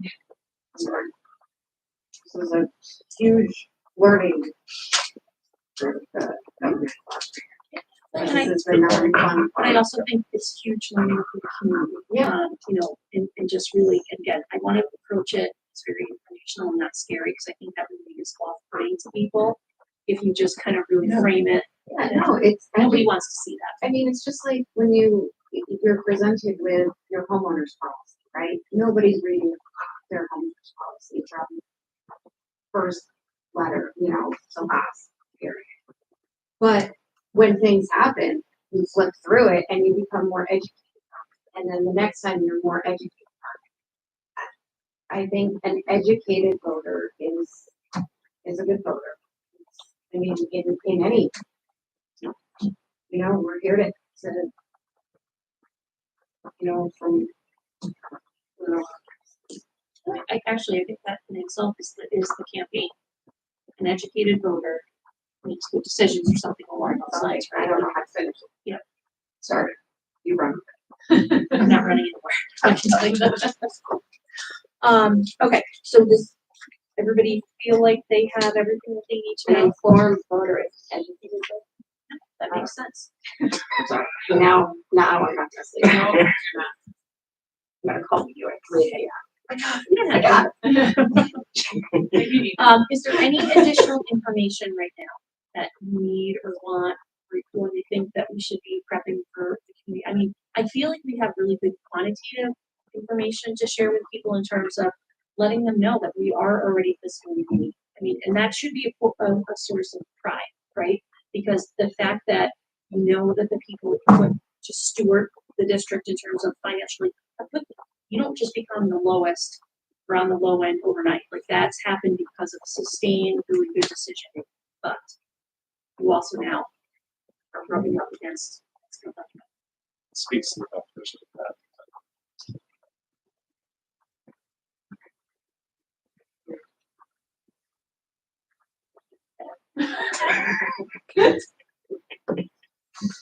Does anybody else have any other questions? Anything else?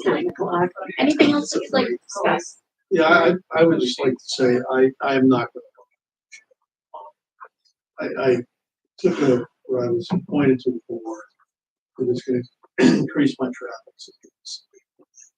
And I just don't think I don't make, or have the time, I don't want this. But my son John said step up, so I hope you all, sign this petition. All you had to do was say a few things. Right. Oh, yeah. that's- Yeah, wow. Jack did share this with me, and I do want to thank you tremendously for your service, particularly because in the years you watched your son Aaron go through, now you've had your grandchildren going through, but you always kept it professional and very thoughtful, and I really appreciate that very, very much. The district leadership for sure. You've got big shoes. If you're the next candidate, you have big shoes. Yeah, I've been trying to fill the shoes all my life. Following hospitality, right? I'm sure he'll know how to get a hold of you. if There's something he needs to bring to my attention. Thanks a lot, Jack, but this just went from bad to worse. No, it'll be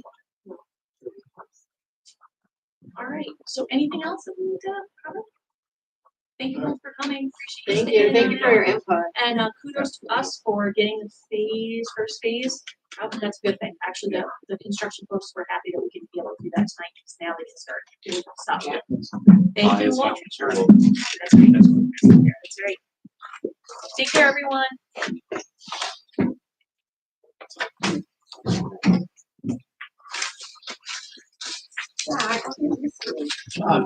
I'll still come. Oh, yeah. I'll ask questions. You only have 3 minutes. Yeah, well. I'll keep it And short. don't expect an answer. I just wanna know about why my grants, what are